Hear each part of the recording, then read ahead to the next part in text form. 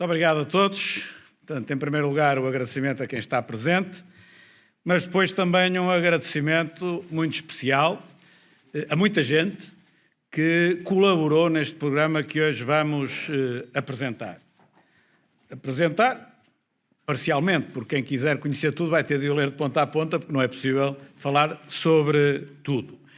Essas pessoas são, consoante a ótica, ou umas largas centenas ou algumas dezenas. Se quiserem considerar isto que agora estamos a apresentar exclusivamente, são umas dezenas, mas se quiserem olhar a 3 anos em que o Conselho Estratégico Nacional esteve a trabalhar, aí tem contributos de centenas de pessoas e o programa foi sendo construído ao longo do tempo e agora sim, finalizado para estas eleições. Eu, antes de anunciar aqui algumas medidas concretas que me parecem ser as mais relevantes para a campanha em que estamos, queria dizer algo que eu pessoalmente considero mais importante que as medidas concretas. Ou seja, mais importante do que eu dizer aqui que imposto é que nós vamos descer, ou enquanto é que vamos descer esse imposto, que é algo relativamente pontual, que eu sei que é o que as pessoas estão mais à espera, eu tenho uma visão um pouco contrária a isto. O mais importante é aquilo que eu vou dizer já no início, que são as linhas de rumo que nós queremos seguir. E depois isto é muito simples. Ou confiam em nós, e particularmente ou confiam em mim, e dizem isto que ele está a dizer é para fazer, ou então, se não confiam, têm de votar no tem que confiar. Podem confiar que se nós baixamos 1% do imposto, baixamos mesmo. Mas isso não é muito importante. O mais importante é a postura com que nos propomos governar. E por isso eu queria dar aqui 3 linhas de rumo muito claras. Primeiro, aquilo que em cada medida que nós vamos tomar, em cada reflexão que nós vamos fazer, vai se distinguir daquilo que o país tem tido, desde logo, num ponto. Mais rigor e menos facilitismo. Isto vai dominar a nossa preocupação na mais pequena medida até à medida maior. A diferença entre o êxito e o falhanço, seja na nossa vida pessoal, seja na sociedade, seja no mundo, a diferença entre o êxito e o falhanço normalmente está exatamente na diferença do nível de rigor. Os países mais desenvolvidos têm, obviamente, um nível de rigor superior àquilo que são os países menos desenvolvidos. É a diferença entre organizar e planear ou desenrascar, se me permitem o termo. Não vou para o governo, como nunca fui para lado nenhum, para desenrascar o que quer que seja. Vou para organizar, para planear e para executar. E, portanto, agora não estou a prometer uma coisa em concreto. Estou a prometer uma linha de rumo para tudo, para rigorosamente tudo. É a diferença entre responsabilização ou, por exemplo, desresponsabilização. Temos um governo que é perito em desresponsabilização. Eu quero um governo perito em responsabilização, em que cada um responde por aquilo que é responsável. Quando olhamos para a saúde, o que é que nos falta? Organização e rigor. Quando olhamos para a segurança, em particular, naturalmente, para o ministro Eduardo Cabrita, mas para toda uma governação do Partido Socialista, o que é que falta? Falta rigor e sobra facilitismo. Quando nós assistimos, como assistimos há 2 ou 3 dias, a um polícia municipal em Lisboa fugir de um cidadão que o quer agredir porque tem medo de utilizar a força para se defender, isto é facilitismo versus rigor. Quando na educação os professores se queixam que os próprios conselhos diretivos dão instruções para que toda a gente passe, independentemente de saber ou não saber, isto é facilitismo e não é rigor. Quando nós, na economia, em vez de olharmos em primeiro lugar para o investimento e para o futuro, distribuímos o que temos e às vezes o que não temos pelo presente, isto é a diferença entre rigor e facilitismo. Quando eu falo nos apoios sociais, que são obviamente fundamentais numa sociedade social-democrata, mas que depois não são devidamente fiscalizados para serem justos, para serem dados rigorosamente a quem precisa e não a quem não precisa, isto é facilitismo versus rigor. Rigor é dá-los e dá-los a quem precisa e a quem merece.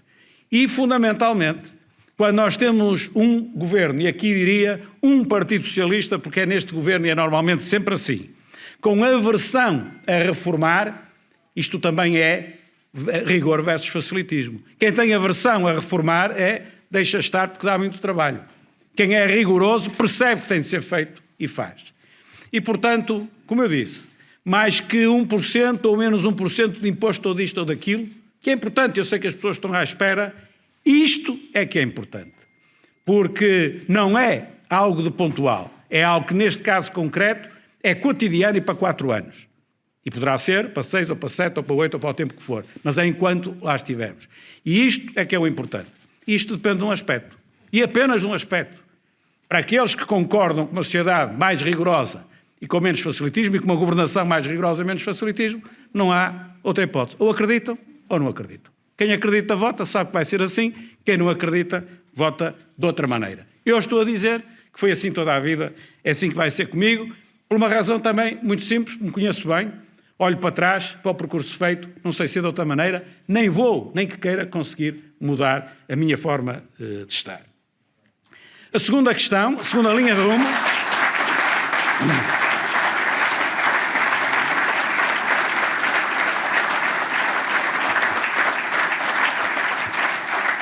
A segunda linha de rumo tem a ver com o que acabei de dizer agora, que é a aversão que o PS tem em reformar.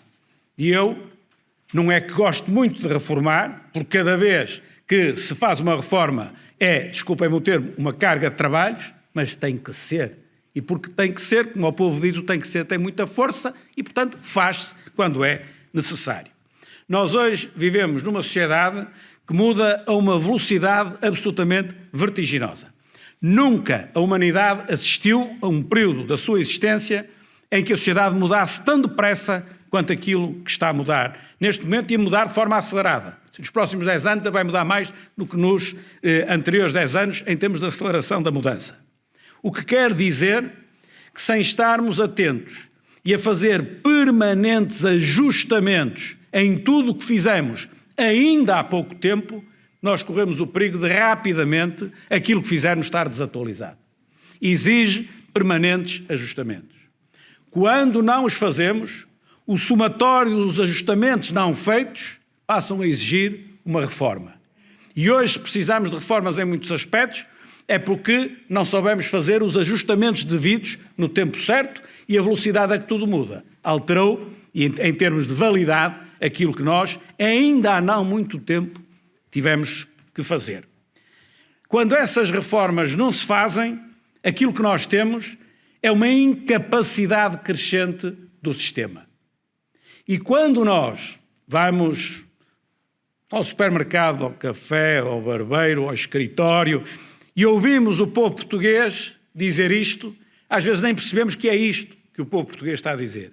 E na sua simplicidade, o povo, isto que eu acabei de dizer, diz assim: neste país nada funciona.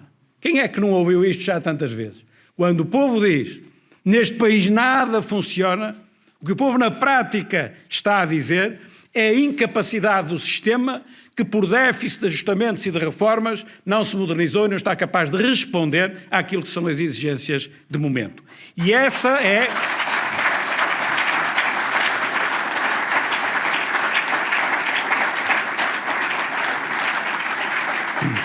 E essa é a situação presente. O passo seguinte, se não o fizermos, começa a ser o colapso do próprio sistema.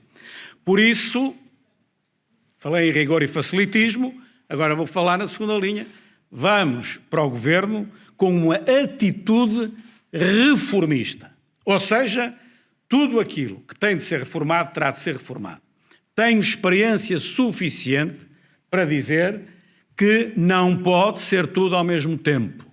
Alguém que tem experiência de governação e de gerir coisas sabe que não pode abrir 10 frentes de batalha ao mesmo tempo. Tem de ser seletivo, mas tem de ser seletivo com o intuito de reformar tudo aquilo que é necessário e possível, metido na escala do tempo, na medida exatamente do necessário, porque isto não é para partir a sociedade toda, é para o fazer com sentido da responsabilidade. E sentido da responsabilidade é o ritmo a que faz, mas é fazer, não é deixar, naturalmente, de fazer.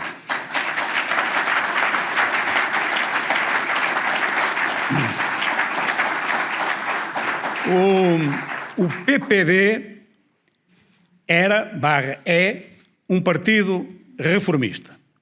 O PPD em 74, com Sá Carneiro, era um partido reformista porque outros queriam uma revolução. E nós não queríamos nenhuma revolução. Nós queríamos construir uma nova sociedade pelas reformas. Hoje é a mesma coisa. Só que não é contra a revolução comunista, que não está iminente como estava nessa altura, mas é contra a estagnação, que é outra forma de não desenvolver a sociedade. Portanto, continuamos reformistas, só que a realidade é outra, as circunstâncias são outras. Hoje não é contra a Revolução Comunista, hoje é contra a apatia de uma sociedade que se tem de reformar, que não pode estagnar e que não o tem feito com a governação do Partido Socialista.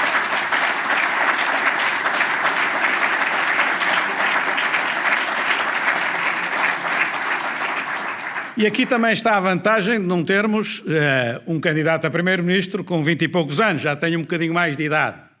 E, portanto, sabe que na vida, seja na política, na nossa vida pessoal, quando nós estamos aparentemente sem saída, só uma ruptura permite rasgar novos horizontes. E, portanto, em Portugal,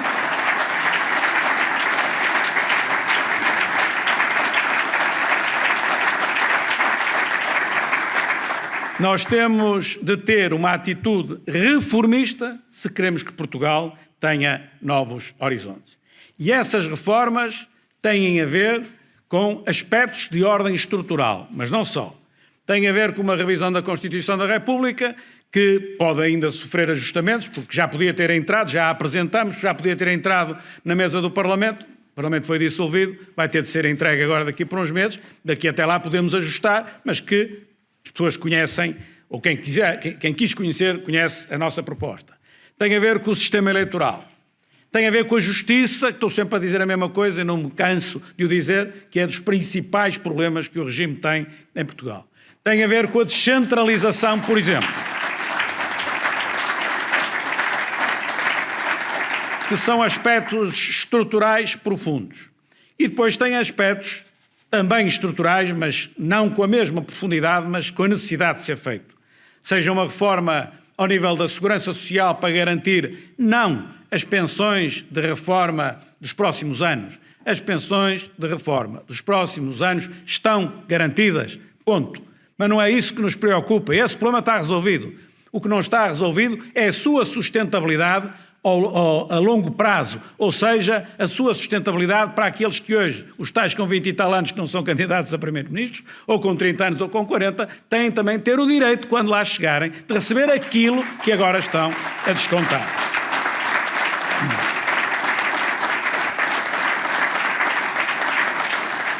Ou, naturalmente, reformas ao nível fiscal, ao nível da educação, ao nível da saúde. Já não são reformas tão profundas, tão pesadas quanto aquelas que se tem de fazer ao nível do regime, mas são reformas. E depois há outras que serão ainda menos fortes, mas que estão debaixo daquilo que eu digo, que é uma atitude reformista. E isto é assim. E, portanto, voltamos ao mesmo ponto do rigor do facilitismo.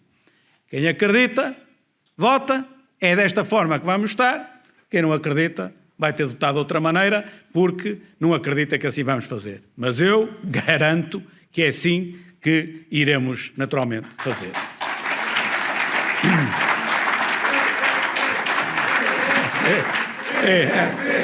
PSD. Finalmente, a terceira linha de força. E a terceira linha de força tem a ver com o equilíbrio financeiro. E o equilíbrio financeiro, em primeiro lugar, do Estado é certo, mas da sociedade como um todo. Nós vivemos naquilo que se classifica, e bem, em minha opinião, uma sociedade de consumo. A sociedade de consumo tende, ela própria, para o endividamento. Subjacente à sociedade de consumo está o endividamento. trocar mais vezes de televisão, mais vezes de carro, mais vezes de mobília, mais vezes disto e mais vezes daquilo, muitas vezes leva as pessoas a endividarem-se para lá daquilo que se devem endividar e de que é sensato poderem se endividar. Mas também depois o regime da forma como ele funciona. Havendo eleições de 4 em 4 anos, ou às vezes até de 2 em 2 anos, e mais as autárquicas, e mais isto, e mais aquilo, leva também muitos políticos a decidirem mais despesa pública, mais déficit e mais endividamento, justamente porque querem agradar para a eleição seguinte. Portanto, toda esta lógica está muito montada na base do endividamento. E por isso não é por acaso que as empresas, as famílias e o Estado estão crescentemente a endividar-se há muitos anos e temos um país, dentro deste conceito, não só da despesa pública e da dívida pública, um país altamente endividado. As famílias, o Estado e as empresas descapitalizadas.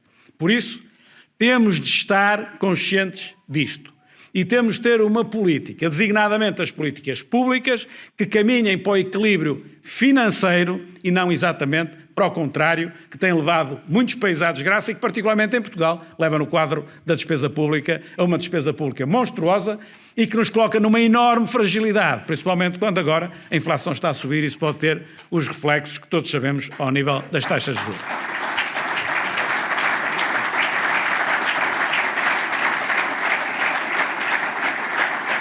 E para quem acredita em nós e para quem acredita em mim, está aqui o fundamental. Para mim, está aqui o fundamental do programa. Para mim, está aqui. Mas agora vamos àquela parte que é mais popular, que as pessoas querem mais ouvir. Mas o importante foi o que eu disse. É a atitude com que se vai para lá e a seriedade com que se vai para lá.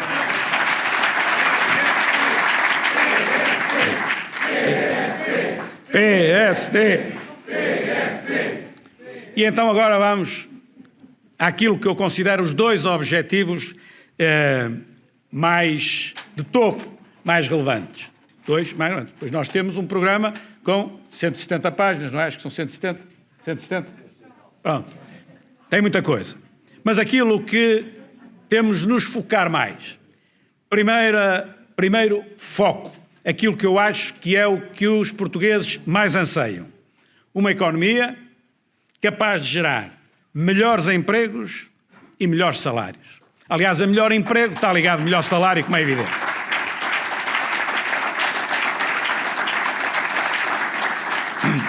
Não consigo classificar um emprego de melhor emprego se pagar pior. Só consigo classificar de melhor emprego, desde logo se paga melhor. E depois também tem de ser melhor noutras coisas, mas desde logo tem de ser melhor no salário. Isto quer dizer que a nossa política económica tem de olhar primeiro para a oferta e depois para a procura. O que é que isto quer dizer em linguagem mais simples? Nós temos, em primeiro lugar, de apostar e fortalecer a produção. E só depois é que nós devemos ter o consumo. Ou seja, o consumo é aquilo que nós queremos atingir. Não pode ser o motor do crescimento. O motor do crescimento tem de ser a produção.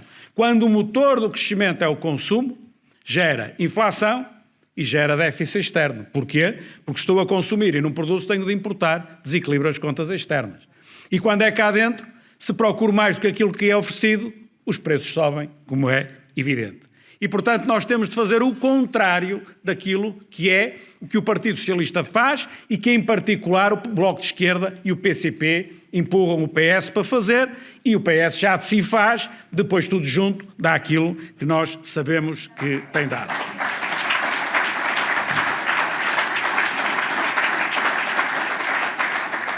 O PS, desde 1995 até hoje, praticamente dominou a governação. Acham muito tempo? Fiquemos-nos então por o século XXI, desde o ano 2000.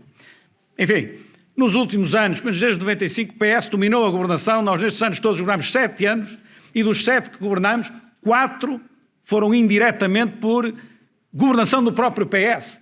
Porque quando nós governamos com a Troika cá dentro, quem governou foi a Troika. Vamos lá ser claros.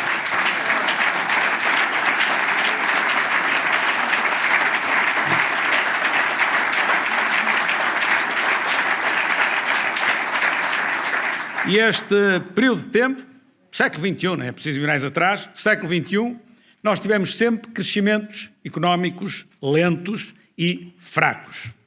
nós fomos ultrapassados neste século já por 11 países em termos de PIB per capita, 11 países no mundo.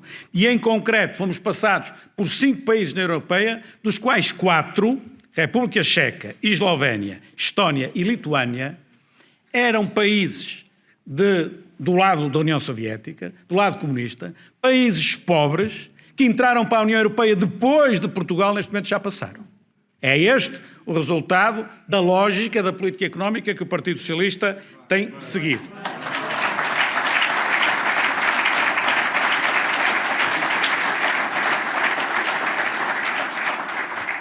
A mediana dos salários em Portugal, em termos de paridade dos poderes de compra, é a penúltima da Europa, só a Bulgária é que está mais abaixo. A mediana, não é a média, mediana. Metade dos portugueses ganham abaixo da mediana e metade ganham acima. Essa mediana é a segunda pior da Europa, só a Bulgária é que está abaixo. A produtividade do trabalho, que é absolutamente essencial, é das mais baixas, não é a mais baixa, das mais baixas da Europa. Ou seja, na maior parte dos países europeus, quando trabalham o mesmo que nós, produzem muito mais. Ou então, produzem o mesmo, mas precisam trabalhar menos para produzir a mesma coisa. Portanto, nós temos de elevar a nossa produtividade. A carga fiscal, se eu lá for a 95, ela era de 29% do produto interno bruto. Prevê-se que em 21 tenha sido, vai fechar com 36,5%. Não interessa agora mais ano, menos ano, mais 0,1 ou menos 0,1. Interessa é que o trajeto que tem sido feito por este tipo de política é de permanente reforço da carga fiscal, nem que pelo trajeto, a dada altura, há um ano em que possa ter baixado um bocadinho, mas aquilo que é a tendência que esta política leva é cada vez mais impostos. A dívida pública lá atrás também, em 95, era de 60%, ela agora está na ordem dos 120%, 118%. Também não interessa, também se não quiserem não vamos a 95, vamos a 2000, vamos a 98, não interessa. O que eu quero provar é que ao longo dos anos foi sempre a subir, nem que de vez em quando tenha algum ajustamento. E a redução do déficit está ligado a isto, que foi entre 2015 e 2019, agora só neste último período do Partido Socialista, não estou aqui a meter 2020 e 2021, seria desonesto, porque é evidente que o déficit público, com a pandemia, disparou, tal como dispararia se tivesse lá o PSD, não era honesto. Mas 2015 a 2019, sim. E aí o déficit recuperou 3,5%. É bom. Mas porquê é que recuperou 3,5%? Porque a governação do Partido Socialista levou a isso? Não. Porque a política do Banco Central Europeu, em termos de poupança dos juros que pagamos e de dividendos que recebemos do Banco de Portugal, só aí ganhamos 2% na recuperação do déficit. Depois, a redução do investimento que o Partido Socialista fez, investimento público, deu mais 0,3%. E depois o aumento da carga fiscal deu mais 0,6%. Portanto, dos 3,5%, 2,9%, o mérito do PS é nenhum, fizeram um esforço de 0,6% de 2015 a 2019. É certo que fecharam 2019 com um ligeiro superávit, o que é positivo, mas não se deve a eles. Deve-se às condições que encontraram, que tiveram a sorte não de sair o Totoloto, mas de sair o Banco Central Europeu.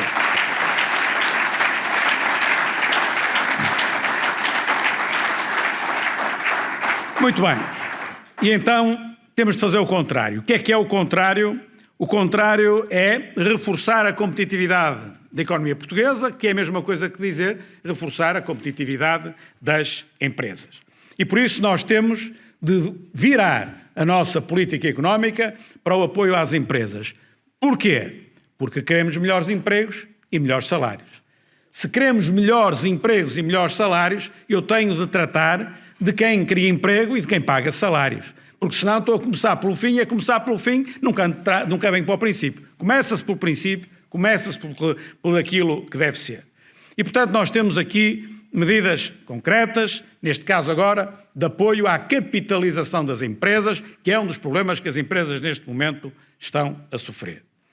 Primeiro, a implementação da conta corrente entre o fisco e as empresas. Quer isto dizer, e as famílias, quer isto dizer que uma empresa que se tiver de pagar determinado imposto, quando tem de pagar determinado imposto, tem uma conta corrente com o fisco e só paga o diferencial relativamente a devoluções de imposto que possa ter a receber. Portanto, não acabar com a situação em que a empresa paga e depois ainda tem a receber, tarde e más horas eventualmente, do Estado.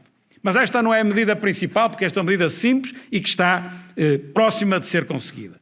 É o passo seguinte a dar também nesta legislatura, que é a conta corrente, agora não só com o fisco, mas entre a administração central e as empresas. E, portanto, quando uma empresa forneceu um organismo do Estado e ele paga tarde e a más horas, ela está no direito, na conta corrente, de deduzir o imposto que tem a pagar à dívida que o Estado tem para com ela. Isto é uma medida de apoio à capitalização.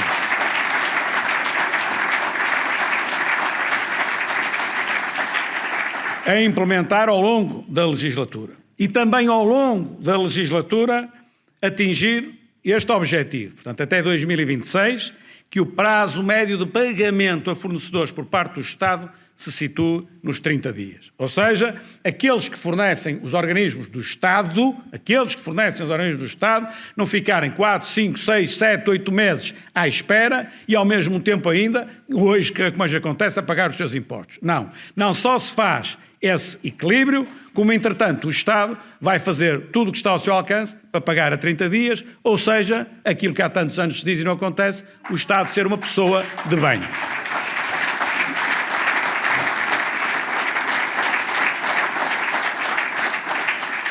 Vamos ter também benefícios fiscais à não distribuição de lucros, justamente para reforçar a capitalização das empresas, que é vulgar que aconteça quando estamos a falar de investimento, mas temos de estudar uma forma, para que depois também não haja abusos, de considerar que o próprio reforço em fundo de maneio ser considerado um investimento. E é um investimento.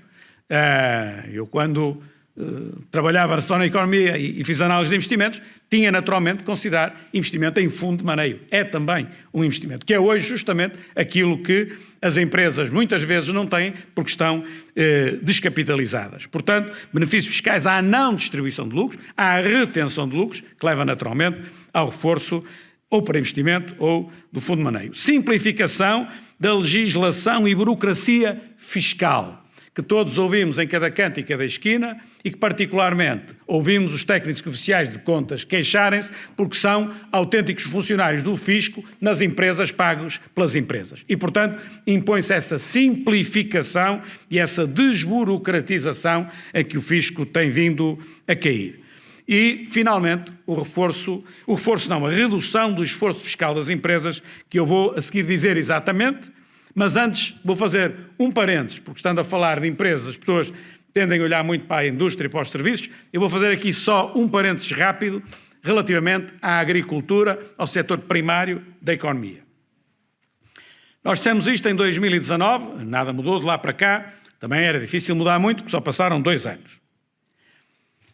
A idade média dos agricultores portugueses, vou repetir, a idade média dos agricultores portugueses são 65 anos. Apenas 4% têm menos de 40 anos. Portanto, percebemos exatamente em que situação estamos colocados face ao futuro da agricultura em Portugal. Portanto, uma das prioridades em termos económicos tem de ser, no setor da agricultura, ter fortíssimos incentivos aos jovens empresários e à instalação de jovens como empresários na agricultura. Tem de ser um objetivo.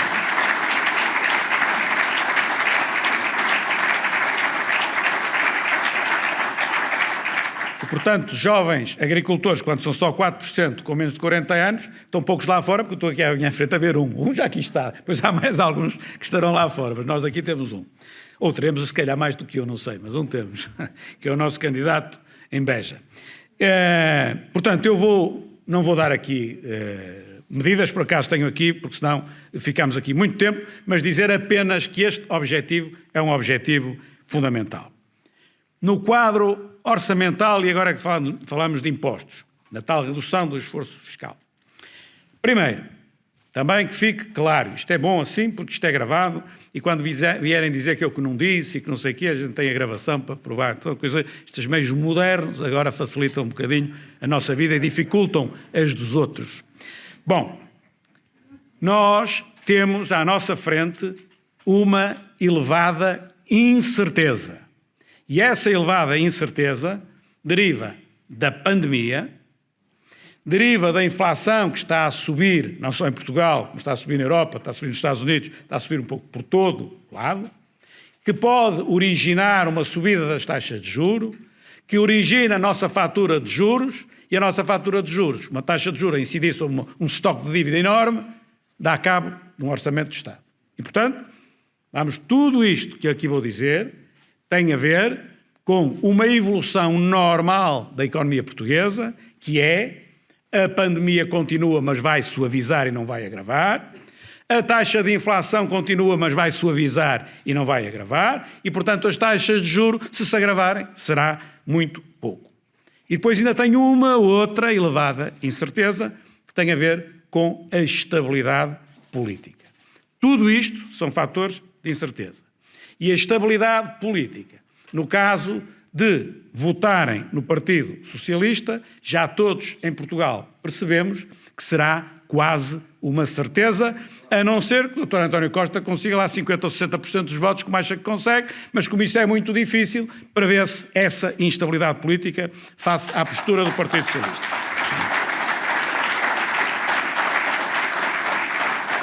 Assim sendo, no quadro macroeconómico que projetamos, nós, em 2026, teremos mais 17,3 mil milhões de euros do que aquilo que temos neste momento. Como é que nós vamos distribuir, com as taxas de crescimento previstas e com essa ressalva da elevada incerteza, em que é que vamos aplicar isto? Vamos aplicar 11,5%, 2 mil milhões de euros, em redução de impostos. Vamos aplicar 23% deste valor em redução do déficit. E vamos aplicar 65,5% deste valor em aumento da despesa pública. Porque se assim não for, não há aumentos para os funcionários públicos, não há aumentos de reformas, não há nada. Portanto, obviamente que é um comboio que está em andamento, que não se para irresponsavelmente. E, portanto, é óbvio que mesmo contraindo a despesa ao máximo possível, nós temos sempre de ter a despesa a crescer para que os funcionários públicos tenham a atualização à inflação, pelo menos, e para que os funcionários públicos também tenham as promoções nas carreiras. Portanto, a distribuição é esta. O que significa que em 26 nós teremos uma redução da carga fiscal em 1 ponto do Produto Interno Bruto, uma redução da despesa corrente primária em 4,6 pontos do produto, uma redução da despesa total em 2,9% do produto, 2,9 pontos do produto. E teremos um déficit público que este ano se prevê 4,2%, mas admito que vá para aí para os 4%, que se prevê desta ordem e que nós prevemos em 26 ter em 0,5%. Portanto, não é, as contas aí em 26 ainda não estarão totalmente equilibradas, não estão no zero, nem têm o superávit, o pequeno superávit que entendo que devem ter. Nestes 4 anos faremos uma evolução dos 4 até aos 0,5, déficit pequeno, mas déficit responsável, que disse não vamos fazer nenhuma revolução, não vamos fazer um terremoto, vamos fazer reformas. Portanto, vamos fazer com consciência e com responsabilidade aquilo, e à cadência possível, aquilo que deve ser feito, mas no sentido correto, não é no sentido inverso, como tem de ser. A redução da carga fiscal em concreto. Em concreto, é assim. Na lógica de que quem cria os empregos e quem paga os salários são as empresas, vamos então reduzir o IRC, que hoje é de 21%, a taxa de IRC, para lá das derramas, a taxa de IRC, que é de 21%, será reduzida em 2% no primeiro ano, que é 2023, será reduzida em 2%, e no ano seguinte em mais 2%, portanto, 21% para 19% e 19% para 17%.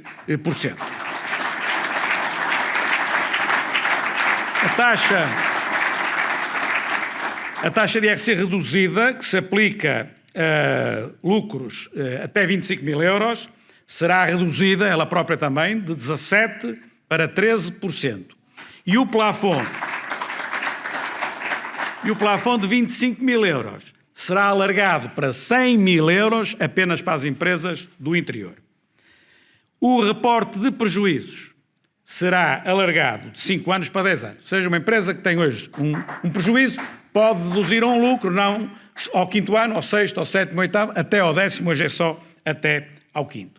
Isto significa que as empresas vão pagar, no quadro que temos hoje, naturalmente, mas que vão pagar em 2023 menos 600 milhões de euros, em 2024 mais 600, portanto menos 1.200, e depois menos 1.200 em 25 e em 26. O IRS será feito da seguinte forma: iremos reduzir 400 milhões de euros da receita do IRS em 2025, e mais 400 milhões em 26. Portanto, tivemos o IRC 23-24, temos agora o IRS 25-26. Destes 400 milhões de euros, 350 milhões de euros serão para rendimentos até 60 mil euros e 50 milhões para rendimentos de 60 até 100 mil euros. E vamos ainda reduzir, não temos o número exato, a taxa liberatória de 28%, vamos reduzir na medida do possível. Quer dizer que é aquela taxa fixa que pagamos quando temos um depósito a prazo e temos juros, ou temos obrigações, ou recebemos dividendos, esse é o fruto, digamos assim, o rendimento das nossas poupanças, que hoje paga 28%, iremos reduzir de forma faseada, na medida em que orçamentalmente seja possível, e vamos aumentar aquilo que são as deduções do IRS em matéria de despesas de educação, que tem a ver com aquilo que o professor David Justino, um pouco daqui por um bocado, também vai falar. Vamos para a restauração, tal como dissemos, reduzir o IVA para 6% nos 2 primeiros orçamentos. Ou seja, não muda aquilo que é a minha convicção e que acho que é a convicção de todos. Ou seja, não estou com isto a dizer que a restauração deve ter um IVA reduzido. Estou a dizer que nos 2 primeiros orçamentos, os primeiros anos, a restauração merece ter o IVA reduzido para ajuda e apoio àquilo que tem sofrido no quadro da pandemia. É isto que estamos a dizer.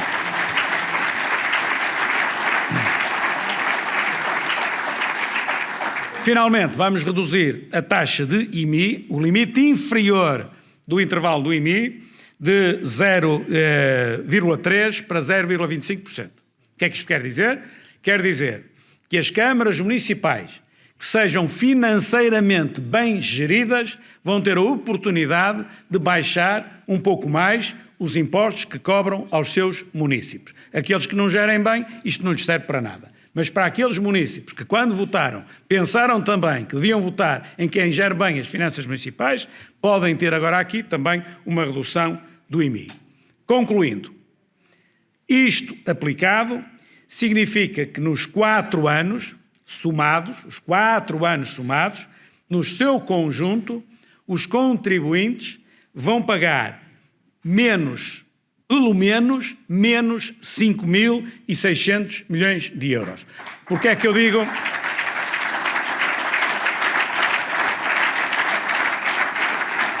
Porquê é que eu digo pelo menos? Porque ainda agora acabei de explicar, eu no IMI não sei quanto é que vai ser, não sei se algum vai baixar alguma coisa ou se todos vão baixar muito. Eu estou a dizer, no mínimo, face àquilo que eu disse e que é certo, os contribuintes, menos 5.600 milhões de euros. Os contribuintes são empresas e são pessoas. Portanto, aqui incluo empresas e pessoas. Os contribuintes vão pagar menos por cabeça, mais ou menos. Não, estava a fazer uma conta errada, 560 euros, não é bem, porque mete as empresas e as pessoas, não são só 10 milhões. Portanto, 5.600 milhões de euros. Segundo objetivo, e vou acelerar para dar oportunidade também aos nossos companheiros de explicarem melhor estas áreas. Deriva também de falhanço do Partido Socialista em matéria de serviços públicos. Os serviços públicos em Portugal degradaram-se nos últimos 6 anos de forma acentuada. A Provedoria de Justiça bateu o seu recorde de queixas em 2020. Desde que foi criada, 2020 foi o ano em que houve mais queixas relativamente a esta matéria. Não sei 2021, fui ver o site, não tinha, quando eu fui ver não tinha 2021, não sei se em 21 passou ou não passou, quando eu fui ver, há uns dias atrás, 2020 tinha batido os recordes. Portanto, é experimentar tirar o cartão do cidadão, tirar o passaporte, tirar a carta de condução, ou, que é mais grave disto tudo, que eu tenho chamado a atenção para isso, pedir a reforma. E, portanto, quando o Governo diz e decreta, com base na lei em vigor, que a reforma é aos 66 anos, e agora até vai baixar um bocadinho por causa da mortalidade, imaginemos 66 anos e meio, à volta disso, aqueles que descontaram para a Caixa Geral de Aposentações e para a Segurança Social e pedem a pensão unificada, ficam à espera meses e às vezes mais de um ano para que a reforma venha deferida. Portanto, a lei diz que vai com 66 anos e meio, por exemplo, e na prática vai com 67,5, a não ser que tenha alguns rendimentos e possa viver desses rendimentos. Se viver do seu salário, a lei é uma fraude, porque a Segurança Social funciona mal e não diz a tempo e horas aquilo que deve deferir.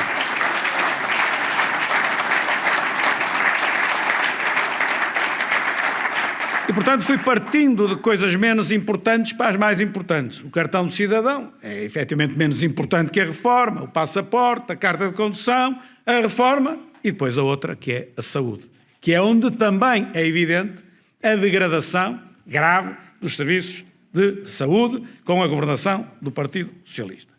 As listas de espera para a cirurgia estão mais pequenas? Não, estão maiores.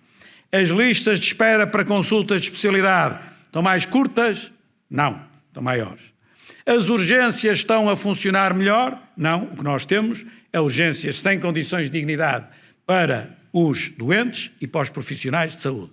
Todas? Não, mas mais do que aquilo que era há algum tempo atrás. Mais de 1 milhão de portugueses não têm médico de família, apesar do Primeiro-Ministro ter prometido, salvo erro, para o ano de 2017. E a rede de cuidados continuados e cuidados paliativos continua a ser escassa. Esta é a fotografia. E porque a fotografia é esta, eu repito aquilo que disse na televisão há 2 ou 3 dias. Há mais de 4 milhões de portugueses que têm um seguro de saúde e que, apesar disso, pagam os seus impostos. Pagam os seus impostos todos, mas vêem-se na necessidade de ter um seguro de saúde, seja ele sob a forma do seguro-saúde numa companhia de seguros, a ADSE ou outro aspecto qualquer, têm de pagar adicionalmente aos impostos, porque não sentem segurança no serviço que lhe é prestado pelo Serviço Nacional de Saúde. E, portanto, isto mostra que o Serviço Nacional de Saúde não está a responder como deve responder aos portugueses, caso contrário, eles não sentiam essa necessidade. Por isso, nós temos de introduzir determinadas reformas, que o nosso companheiro Ricardo Batista Leite irá explicar, obviamente, melhor do que aqui agora eu pretendo fazer, mas que passa, primeiro, por obviamente quebrarmos o tabu e negociarmos com o setor privado e com o setor social, mas vamos negociar, não é como o Bloco de Esquerda diz, que vamos negociar para dar lucros aos outros. Obviamente que também se vamos negociar para dar prejuízo aos outros, vai sair mal o negócio, de certeza absoluta que eu não estou a ver que venha. Agora, coisa diferente é eu não me preocupar muito com o lucro que o outro possa ter e preocupar-me é com o meu lucro. E, portanto, aquilo que eu quero é fazer essa contratualização com alto benefício para os utentes e para o próprio Estado. Ou seja, eu melhoro o acesso e pago menos do que aquilo que paga o setor público ou que nem paga porque não faz, por isso simplesmente.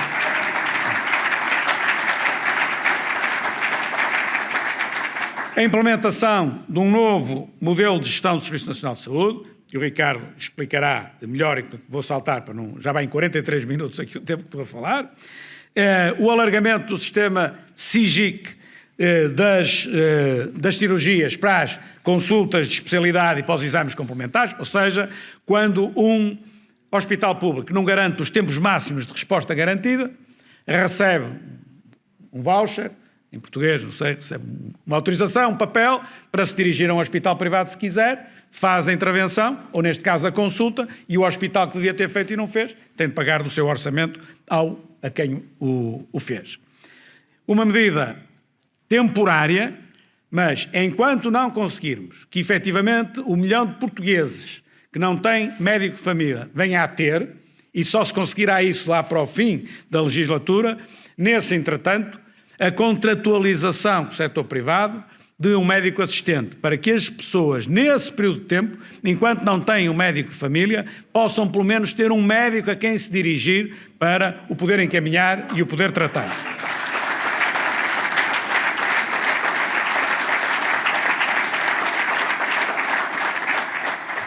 E depois, mais medidas que eu deixo para o Ricardo, senão não saio daqui. Para terminar, não queria deixar apenas de dizer uma palavra relativamente a uma área em concreto, porque senão ficava aqui também dizendo, bom, a saúde, os serviços públicos, a economia e tal. Sim, todas as outras são importantes, mas há aqui uma que eu, na minha intervenção, queria sublinhar e que tem a ver com o ambiente.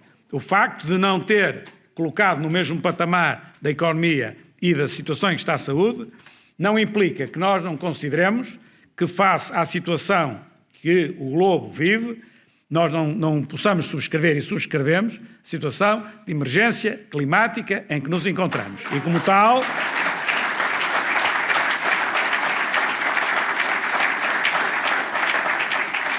tal, temos de ser consequentes e atuar aos dois níveis que temos de atuar.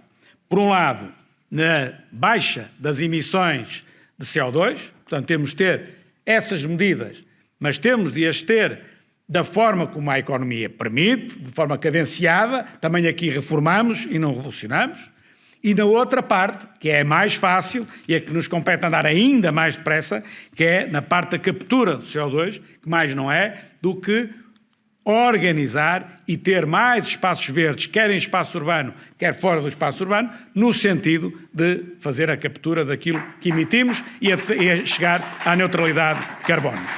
E,